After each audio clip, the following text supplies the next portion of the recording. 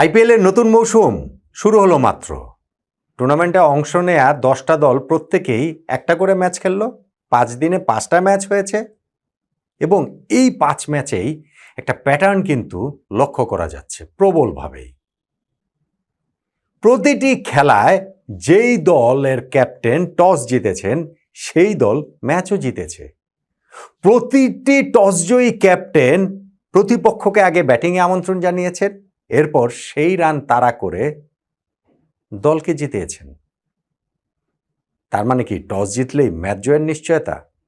না, অমনটা বলা যাবে না, কেননা আইপিএলের এই 5টা ম্যাচ হয়েছে ভিন্ন 5টা ভেন্যুতে, ফলে উইকেটের চরিত্রগত পার্থক্য রয়েছে এবং সেইখানটাতে এমন কোনো অবস্থায় এখন এই ভেন্যুগুলোতে নেই যে টস জিতলেই সেটা ম্যাচ জয়ের নিশ্চয়তা, ধরুন ডিউ ফ্যাক্টর সেই সব কিছু বিবেচনা করে। সো ওইটা বলা যাবে না, কিন্তু একটা প্যাটার্ন তো নিশ্চিতভাবেই লক্ষ্য করা যাচ্ছে এবং সেই আলোচনাটা তো আমরা করতেই পারি। পার্থক্যের জায়গাও কিন্তু আছে। পার্থক্যটা কি জানেন?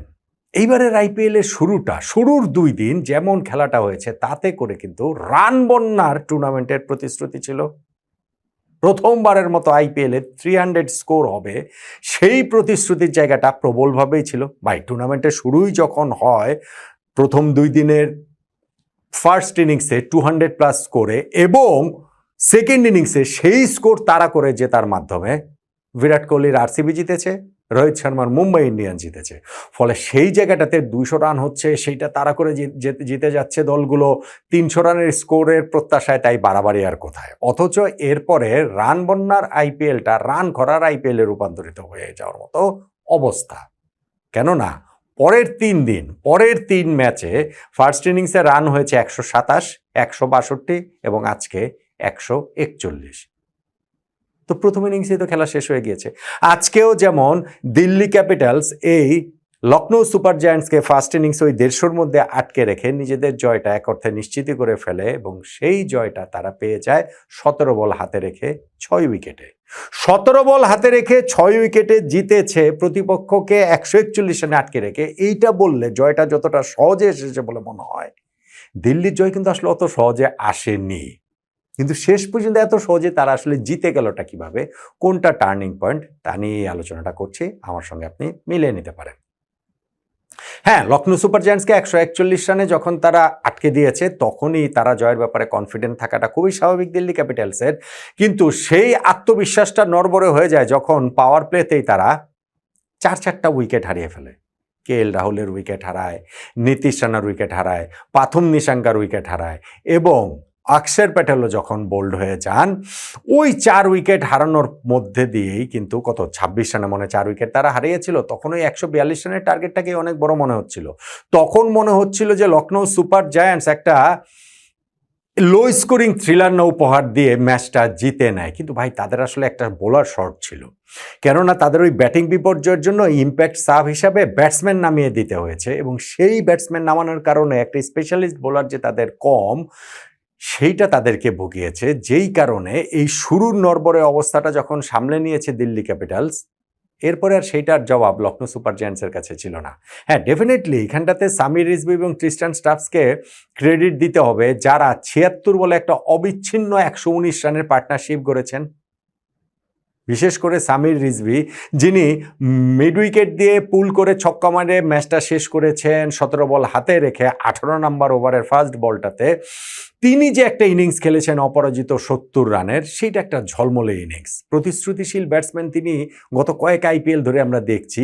সেই প্রতিশ্রুতির অনুবাদ কি ধারাবাহিকভাবে অবশেষে এই আইপিএলে হবে? শুরুটা তিনি যেভাবে করেছেন, যে রেসপন্সিবল একটা নক খেলেছেন সামির রিজভী এই দিল্লি ক্যাপিটালসের হয়ে, তাতে করে কিন্তু অমন আশা করা যেতেই পারে। ট্রিস্টান স্টাফসও 32 বলে অপরাজিত 39 রানের ইনিংস খেলেছেন, যথার্থ সঙ্গ দিয়েছেন এবং তাদের ওই পার্টনারশিপে কিন্তু শুরুর নড়বড়ে অবস্থা কাটিয়ে দিল্লি ক্যাপিটালস শেষ পর্যন্ত সহজেই জিতে গেল। এবং ওইখানটাতে আমি যেটা বলছিলাম যে ব্যাটিং বিপর্যয় যে হয়েছিল লখনৌ সুপার জায়ান্টসের, এবং সেইখানটাতে যেহেতু তাদের ইম্প্যাক্ট সাব হিসেবে ব্যাটসম্যান নামাতে হয়েছে, বোলার একটা স্পেশালিস্ট শট ছিল, সেইটা টার্নিং পয়েন্টের দাবিদার আপনি বলতে পারেন। এখন লখনৌ মাত্র 141 রানে আটকে গেলে কেন? এইখানটাতে আমার মনে হয় 2টা ফেজ রয়েছে। একটা হচ্ছে গিয়ে ওই যে 5 বলের মধ্যে 2টা উইকেট হারানো এবং আরেকটা হচ্ছে 8 বলের মধ্যে 4টা উইকেট হারানো। হ্যাঁ, পাওয়ার প্লেতে তারা 2 উইকেট হারিয়ে ফেলেছিল, কিন্তু রানও তো খারাপ হয়নি, 41 রান হয়েছে। এখানে ভেরি আনফর্চুনেট ঋষভ পান্টের উইকেটটা, যিনি নন স্ট্রাইকিং এন্ডে ছিলেন, ওই স্ট্রেট ড্রাইভ করেছিলেন যে মিচেল মার্শ, সেখানে বোলারের হাতে লেগে স্ট্যাম্পের মানে বেলস পড়ে যায় এবং একটুখানি ক্রিজের বাইরে থাকার কারণে ঋষভ পান্ট রান আউট হয়ে গেলেন খুবই আনফর্চুনেট ওয়েতে। আর এরপরে এইডেন মার্কার অক্ষর প্যাটেলকে ছক্কা মেরে পরের বলটাতে তিনি বোল্ড হয়ে যান।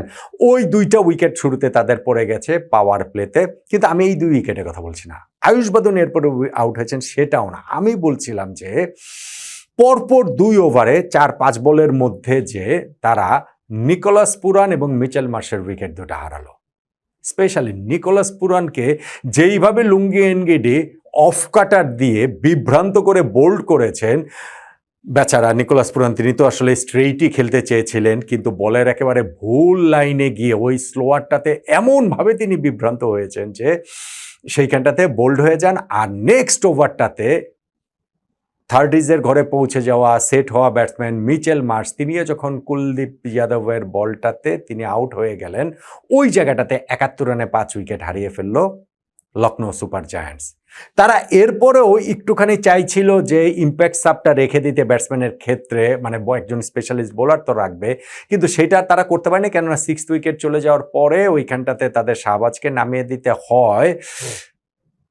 রানটা হচ্ছিল, খারাপ হচ্ছিল না ওই পার্টনারশিপ এখানে আব্দুল সামাদের সঙ্গে শাহবাজে, কিন্তু এরপরে গিয়ে যে ঘটনাটা ঘটলো যে 8 বলের মধ্যে 3 রান তুলতেই শেষ 4টা উইকেট লখনৌ সুপার জায়ান্টস হারিয়ে ফেলে। তাদের স্কোরটা ওই সময় সামাদ যেভাবে স্পেশালি তিনি ব্যাটিং করছিলেন, আর যেহেতু ইম্প্যাক্ট সাব নামিয়েছে, তারা এই জায়গাটা থেকে মনে হচ্ছিল যে অন্তত পক্ষে 160-65 রানে তারা পৌঁছে যেতে পারে। কিন্তু যেটা বললাম যে বাউন্ডারিতে দুর্দান্ত একটা ক্যাচ, স্ট্রেইট ছিল, কিন্তু তারপরে এত দ্রুত বলটা এসেছিল আমাদের ব্যাট থেকে, স্ট্রেইট এসেছিল ডেভিড মিলারের দিকে, তিনি যে ক্যাচটা ধরেছেন না, ওইখানটাতেই তাদের বিপর্যয়ের শুরুটা, মানে শেষের বিপর্যয়ের শুরুটা হলো। এরপরে 8 বলের মধ্যে 3 রান তুলতেই শেষ 4টা উইকেট হারিয়ে ফেলে। 8 বল অব্যবহৃত রেখেই 141 রানে Lucknow super giants all out হয়ে যায়। সেই রান তাড়া করে দিল্লি ক্যাপিটালস জিতে গিয়েছে 6 উইকেটে। তাহলে এখন টার্নিং পয়েন্ট কোনটাকে বলবেন? টস যে জিতেছে দিল্লি ক্যাপিটালস, সেইটাকে টার্নিং পয়েন্ট বলবো? না, আমি শুরুতেই বলেছি যে না, ওইটা অত বড় কোনো ফ্যাক্টর না, কেননা স্কোরটা যদি ধরেন 160-170 হতো, সেটা তো করা যেতেই পারতো, তাহলে একটা ডিফারেন্ট বল গেম হতে পারতো। তাহলে হয়তো বা তারা এই যে আবার ধরেন যদি ইম্প্যাক্ট সাব ব্যাটসম্যান না নামাতো, তাহলে মানে ওরকম একটা অবস্থায় যদি না যেত, সেটাকে আপনি টার্নিং পয়েন্টের একটা জায়গা বলতে পারেন। পার্টনারশিপের কথা তো বলাই যায় যে 26 রানে 4 উইকেট হারিয়ে ফেলেছে দিল্লি ক্যাপিটালস, তারপর 76 বলে 119 রানে পার্টনারশিপ যে করেছেন সামির রিজভি এবং তৃষ্টান স্টাফ, সেটাকে তো আপনি টার্নিং পয়েন্ট বলতেই পারেন। ওই বিপর্যয়ের মুখে তারা যেভাবে সামাল দিয়ে পরবর্তীতে যেভাবে প্রতিপক্ষের উপর চড়া হয়েছেন, স্পেশালি সামির রিজভি। আর এই ব্যাটিং ইনিংসে লখনৌ সুপার জায়ান্টসের, যেটা আমি বলছিলাম যে পরপর 2 ওভারে ওই 5 বলের মধ্যে নিকোলাস পুরান ও মিচেল মার্শের উইকেট, আর একদম শেষে গিয়ে 8 বলের মধ্যে 3 রানে 4 উইকেট হারানো, এই দুইটাকেও টার্নিং পয়েন্টের মধ্যে রাখতে পারেন। আমার টার্নিং পয়েন্ট আসলে ওই নিকোলাস পুরান ও মিচেল মার্শের পরপর 2 ওভারে আউট হয়ে যাওয়া। স্পেশালি নিকোলাস পুরানকে যেইভাবে বোলটা করেছেন লুঙ্গি এনগিডি, সেইটা দেখার মতো। এইবারের টুর্নামেন্টের অন্যতম সেরা বল, সেভাবে আমরা বলতে পারি।